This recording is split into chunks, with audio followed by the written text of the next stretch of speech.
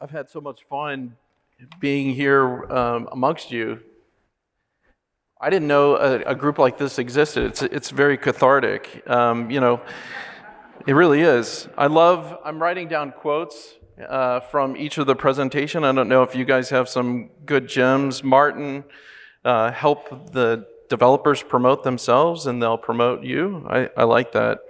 That's something I drive Devon. Elevate the conversations to win and keep customers. That's something that I'm carrying with us in our Vision 2020. That's conversation is a key word for us.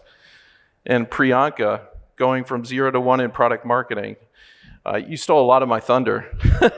It was a terrific presentation. I love take what's yours and set boundaries, and helping to make strategic friends. And Jenny shifting to a software as a service go-to-market. The question you asked, how many launch moments can you support a year? That's something that I'm going to be thinking about for a while and with my extended team. I wanted to tap into that moment of catharsis, and I thought there's no better way than starting with a film that was created here in Austin. Let's see if we can get this up.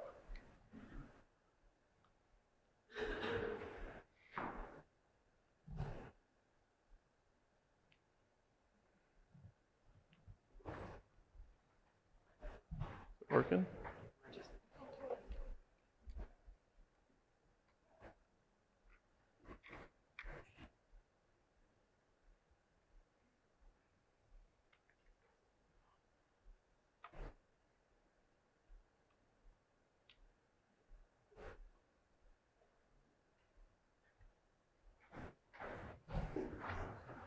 See if we can start this again. How many of you remember Office Space? Anybody? Yeah? That was, there's a scene in there at the very beginning. Well, it's kind of in the middle, actually. You remember the printer scene? The guys are going absolutely ape on this printer in the middle of a field. Actually, this was filmed like a couple of streets behind IBM, and I was like thinking, I wonder if they derived any inspiration from our company. It's great. But as I was thinking about the Product Marketing Alliance survey, and you guys, probably a number of you, filled in your frustrations, I was thinking, how can I capture that? And there was this scene that came to mind. So they really do a number on this. My favorite part of this is when they, at the end, maybe if it'll go to this, when they start doing breakdancing, because they're taking it to the man. Anyways, how many of you participated in the survey? Terrific.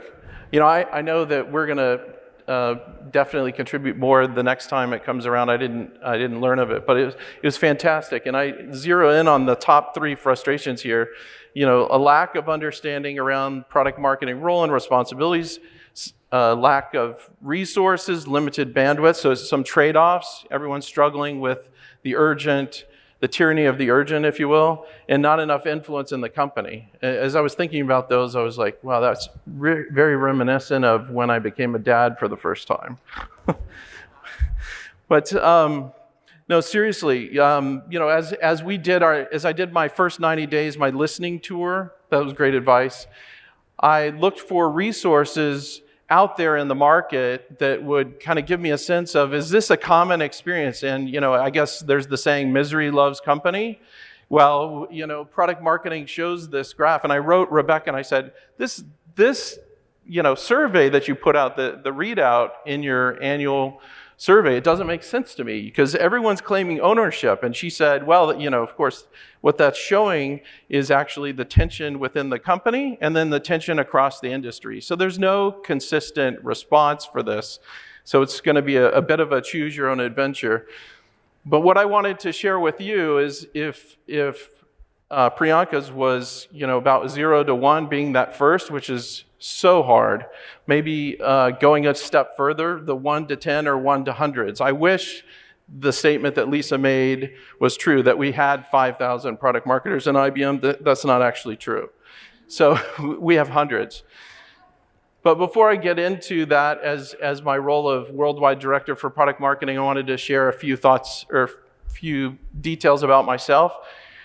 In terms of my leadership style, I just captured the top of the bookshelf in my room. I love yoga.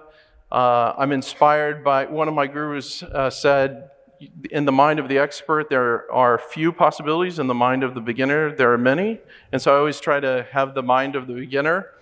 The tennis shoes there actually remind me of those. Those aren't the first tennis shoes that I learned to walk in, but when I was about 4 or 5, they were my favorite tennis shoes. And I think about leadership and leadership in your company. It's always where the rubber literally meets the road. And so walk in your people's shoes and have that beginner's mindset.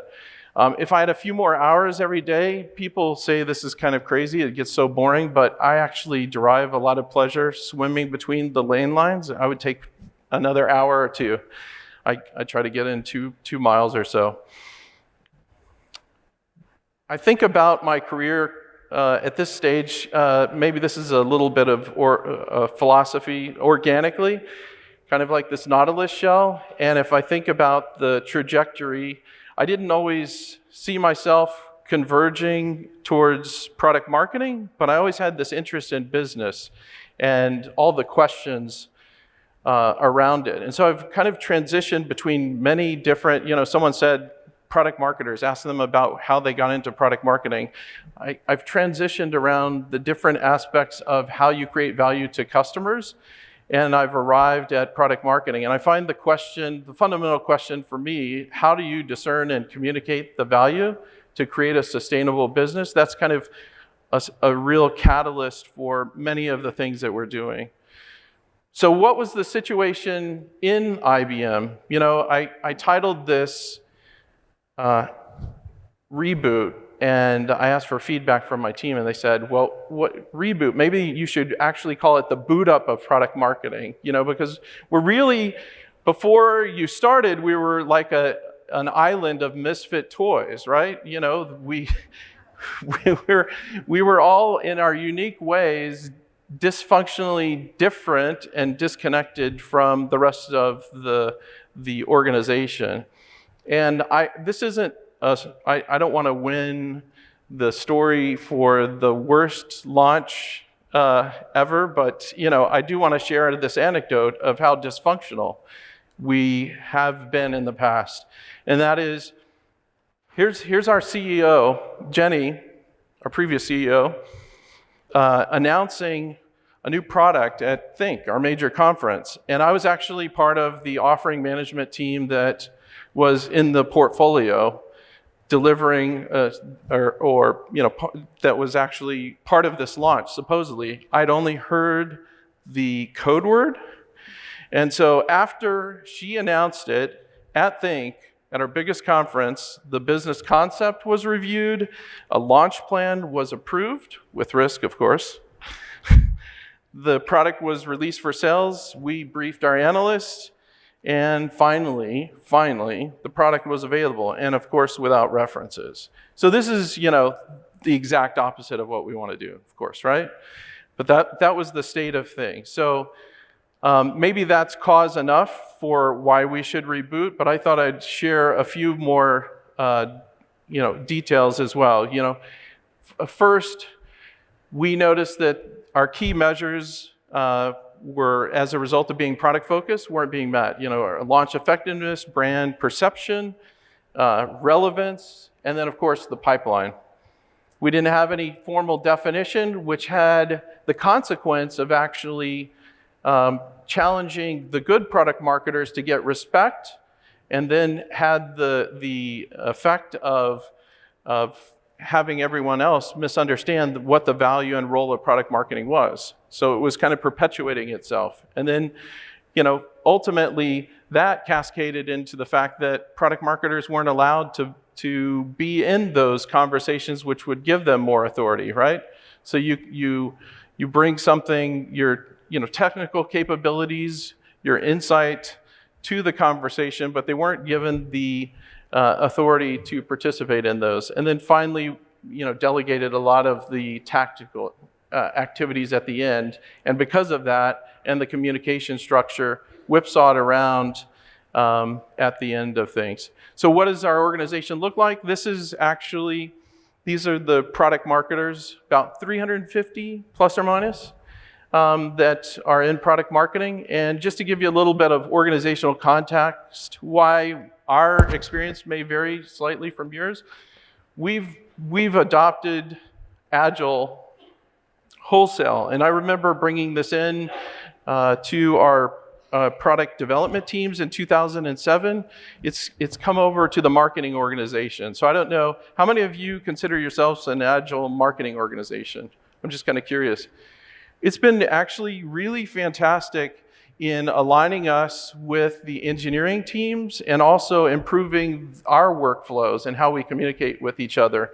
And actually the next bullet, the fact that we've kind of gone very deep in terms of disciplines, defining these 11 distinct areas where people can grow their career, actually requires that we stay agile, right? Because the more deep and narrow you become, the more collaborative and cross-functional you have to work in order to be virtuous, right? Otherwise, you can become very isolated and siloed. We have some fantastic analytic tooling that's available to us, and our internal team prides us on it, our CMO presents on it. There's two sides to that, right? You can go very deep, but then you also have to continue to educate yourself, because in the end, I find there are many situations where we don't know what we know, right? And so, that's a struggle there. Culturally, we have this concept of wild ducks.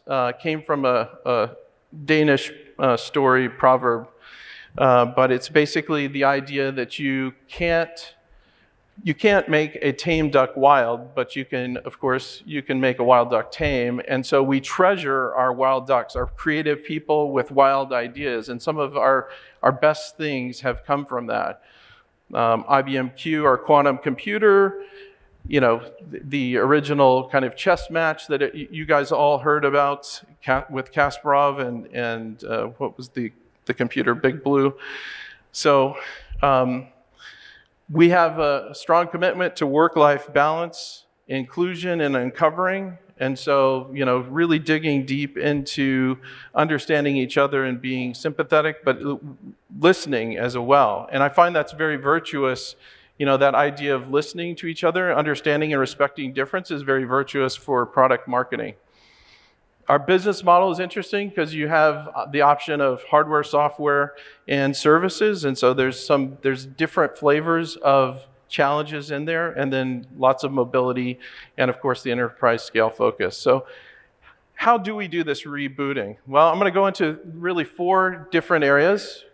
Gathering a coalition, establishing the baseline, transforming your practices, and then ultimately doing what I call shift left, which is this idea from test engineering where you try to bring good practices up front. Because if you have a set of activities and you learn, you improve the antecedents, then it improves your downstream execution.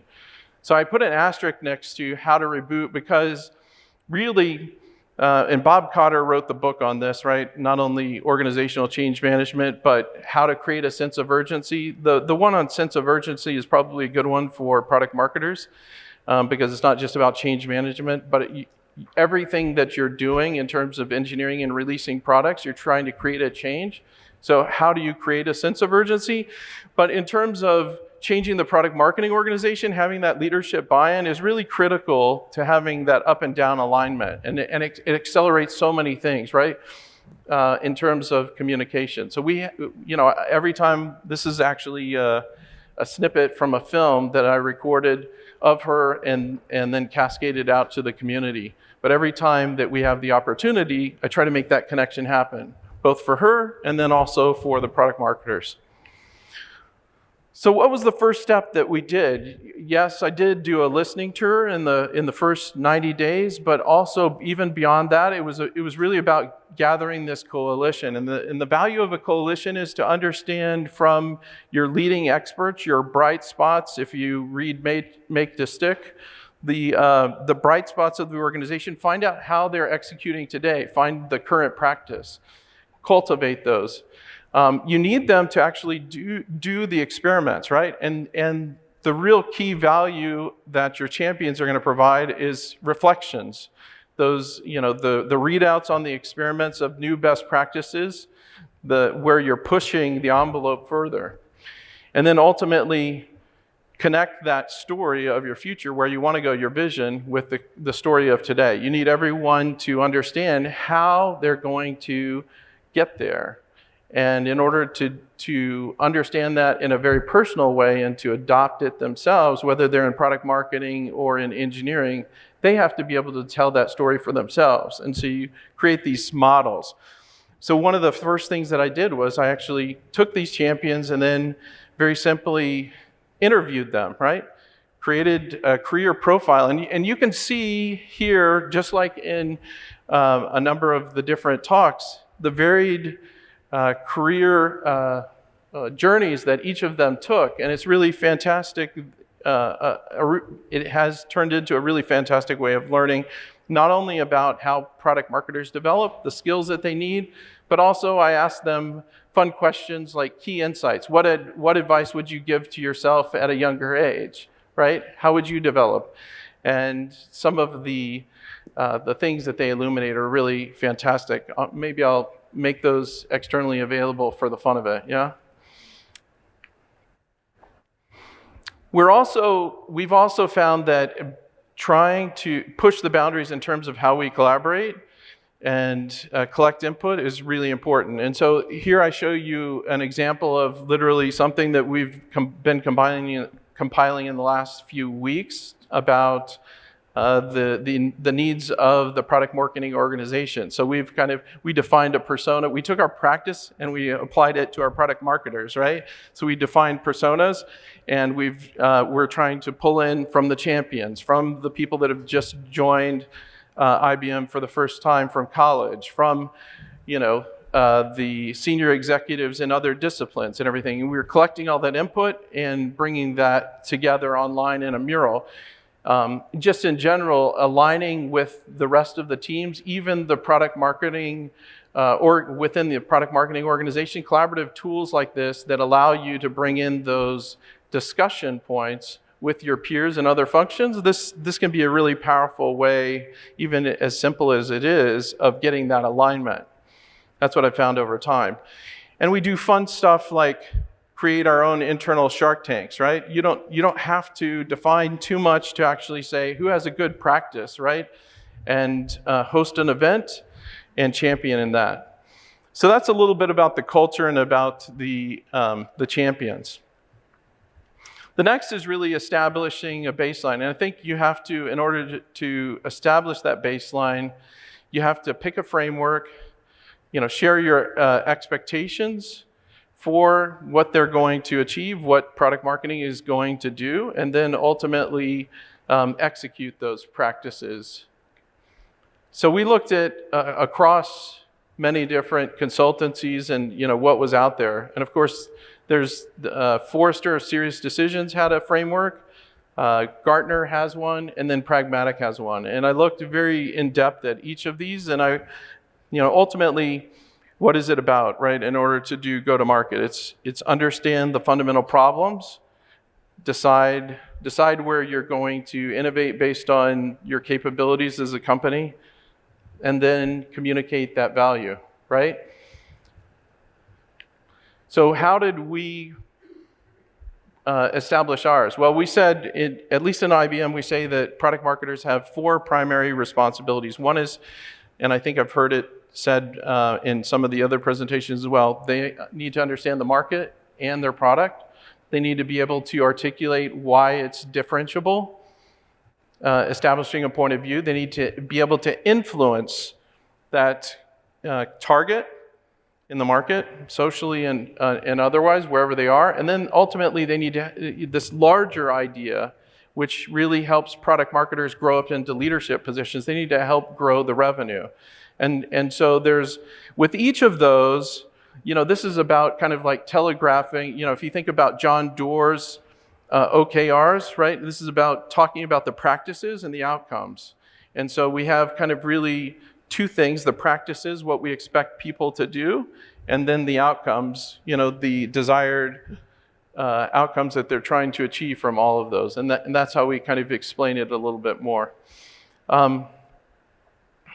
There's some of my team. Some of them are here. John and Susie are in the back. Before I go on, how many, can I see my misfits, the IBMers? Can you just stand up here in the, your wave? Okay. My team back there, I've encouraged them to meet y'all, and we're happy to share anything. We're here to learn. But the guild leaders, we work together with Pragmatic. Ultimately, we selected Pragmatic because of the familiarity in some of the extended team. When I was leading offering management, we taught the foundations, focus, and build.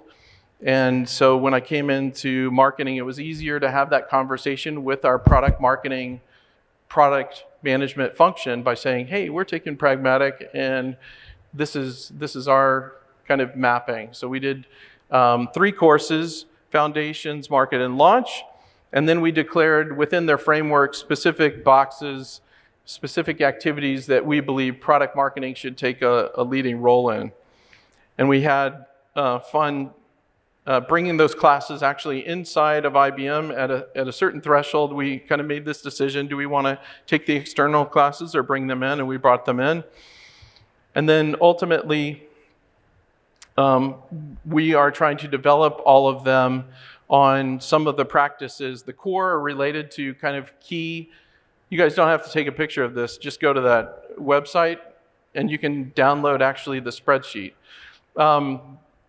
We ultimately defined like 3 different areas: core, craft, and leadership skills. And so the idea, at least as we thought of it, is, from a perspective of doing the craft really well, you're going to execute on a number of very specific core skills.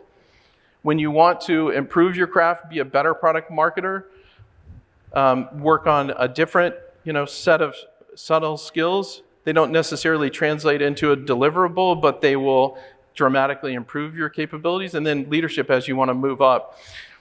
I would love to get your feedback on the skills that you find that are making you successful. And so if you download that spreadsheet, it actually has all of those in there, as well as how we judge individuals. I'd love to get your feedback on that.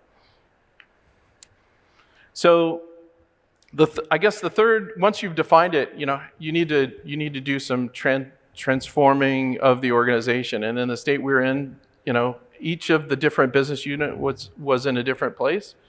And so we started from that troubled but impactful practice. And in our case, we selected one of those core deliverables: messaging and positioning. That's how, at least in IBM, that was where we had permission for the product marketers to take action, right? Messaging and positioning. So we started there and we said, all right, well, we're going to make this virtuous, we're going to make it great, and we're going to build the product marketer's reputation around that. And then, went with the champion team, began our experiments, and then established the additional structure, methods, and coaching to help all the product marketers get good at that. So internally, we have actually a publisher site based on Drupal, where we actually publish our practices and communicate specifically with our product marketers. There's also, for the overall marketing organization, another site that helps kind of communicate the strategy and those linkages. We established a field guide, which was a PowerPoint deck that was annotated, and we also presented that and then provided that as training. And each of those things, I think, was appreciated. On top of that, we provided a bit of an onboarding guide, because as you think about the different types of people when you're scaling up, the first line managers are really one of the key key audiences that has to teach as well as ask for the artifacts of product marketing. And if they don't know how to appreciate product marketing, then we need to bring them along. And so helping them become better skilled. The last thing was the messaging acceleration workshop, and I'll provide you guys a high-level flow of what that is, but that was extremely well appreciated. And one of the things that I found particularly impactful about the workshop was its ability to transform not only our messaging and positioning, but also transform the minds of the functions that we were interacting with. And Susie in the back here did a fantastic job of integrating across many consultancies a fantastic flow, and then bringing in the online portion of it to make that workshop work, whether it's face-to-face or virtual. Another tool is the gap analysis. And so if you go with pragmatic, you have the box diagram and everything like this. If you go with another, I think you can still do this, right? It's really simple. All you're asking is, how important is this to our go-to-market? Which of these activities is going to make us successful? And then asking another question, how well are we doing this? And you survey functions, right? And it's interesting to survey different functions, not just product marketing, but engineering, sales. What are they saying? Who owns what? By doing both the gap analysis and also the roles and responsibilities, we get a sense of, all right, well, is some of the confusion here over who's doing this actually contributing to the fact that we suck at this? And sometimes it's that transparent. Sometimes it's not. What I see in this particular case, the team is complaining that they're having trouble with positioning and revenue, right? And they think they've got their market problems fairly well nailed. It's orange, but it's not red. Of course, what's really going on here is they don't actually have the market problems nailed, and they don't understand their differentiation, and then it's cascading into revenue issues. So that's part of the learning that comes along. But you start where everyone agrees that there's a problem, and sometimes you have to work back from that. And so that idea of shifting left, that's really that's where we are in terms of our journey now. And that workshop formula, like if I was to give you a formula for creating great messaging, I would say this is it. It's like all of those components. While this looks like waterfall, it's really agile, right? So coming up with your offering and market definition, understanding who your buying cohort is, testing those assumptions out, and then understanding their fundamental needs and aspirations, your differentiation. Before going into the story, I think that's really helpful.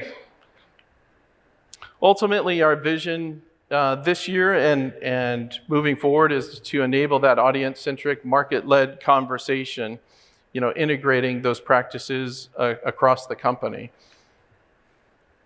If I was to give you another anecdote about, life as a product marketer, I'd share this story. The Martin Luther King holiday, we were given a day off, which was really fantastic, to go and do service projects and commemorate the significance of that day.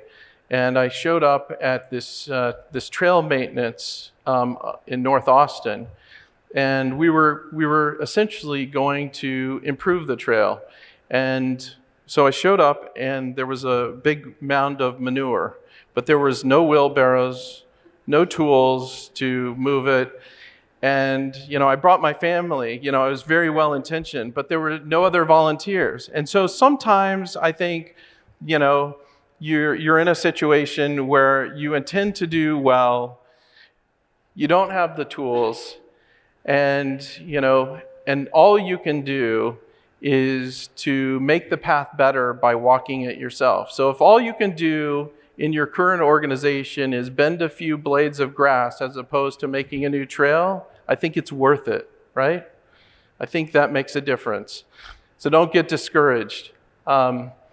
Ultimately, I think everyone just trades up problems in life, right?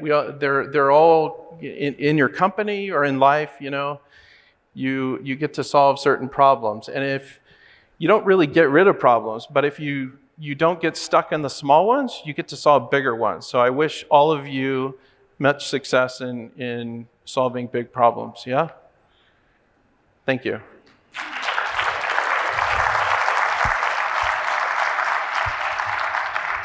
Thank you, Peter. Does anyone have any questions for Peter?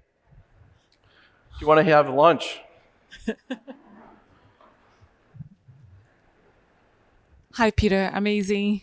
This community of practice, because it's very important, I think, for us. I work in enterprise before, and with 300 PMMs, and it's crazy. So the question is, you mentioned that you use DoPro, right, for like the repository or even the place where every PMM can go and digest that information. Is there any other tools? Because this is one of the challenges. Sometimes we have tons of places to save, tons of templates, tons of ideas, and it's all spread out to bring all together. So what other solutions do you use? What solutions do I use to kind of coordinate the tooling? Yes. Yeah. So we have the publisher Drupal site as kind of like our front door.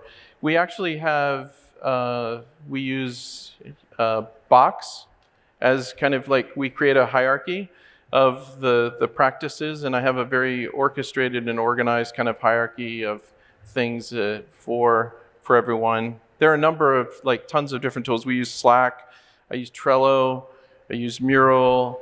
It's basically anything that will make our lives more productive.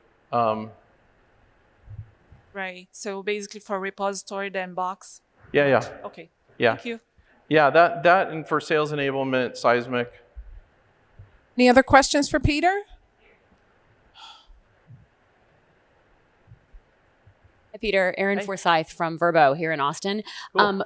I'm excited to see that you used pragmatic marketing and agile in the same conversation. I'm interested if you had any resistance from your engineering kind of agile leaders that pragmatic was more waterfall oriented, and if so, how did you overcome that? We didn't actually receive that complaint from the engineering team so much. I mean, it's maybe it's based on the organization. So Susie, John, have you guys heard of any kind of resistance to pragmatic from an agile perspective? Yeah, resistance was on launch tiering. Yeah, so we covered that, but yeah. Any other questions? We have time for one or two more questions. Yeah, hi, John from E2Open. So when you were doing all the standardization, right, you got all these different folks and you're trying to have consistent processes across, how did you protect the wild ducks? Oh, that's a great question. I mean, I think it's the question, if you didn't hear, is, how do you protect he used our word, wild ducks. How do you protect the creative when you're doing the standardization? I think it's an ongoing battle. Like you have to honor the creativity by being open to change. So we don't come out with a template and say, you must use this or else. We say, here's an idea of how to do this really well. If anyone has anything better, let's use it, right? And so it's an invitation. And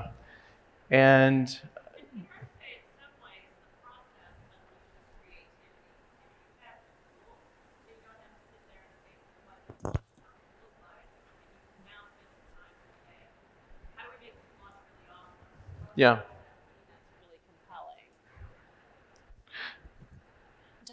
What Susie is saying is, the structure, we use the structure in a way to like free up creativity. It's really, you can do brainstorming in a way that's totally unproductive, right? In some ways, giving creativity some guardrails is extremely helpful, because people then produce and become creative in ways that are value add, and that actually adds to their energy. So we use the templates and kind of the teaching in that way, and we continue to say, look, pragmatics one approach. Actually, we're looking to do better. So like education this year, we're adding the kind of the graduate classes on, right? What are we focused on? We're focused on audience, market problems, jobs to be done, thinking, and kind of like the next crank. So, I think you have to demonstrate that attitude in order to continue to honor the wild ducks. Sure. So Peter is going to be at one of our tables for our table topic lunch. Peter, what's your topic going to be? It's on conducting market research in an agile manner. So, but I'll take any topics. You guys, if you want to talk about transformation, we'll talk about that. So if you have more questions for Peter, once you get your lunch from outside, find his table, and you'll be able to ask him questions through lunch. We have several table topic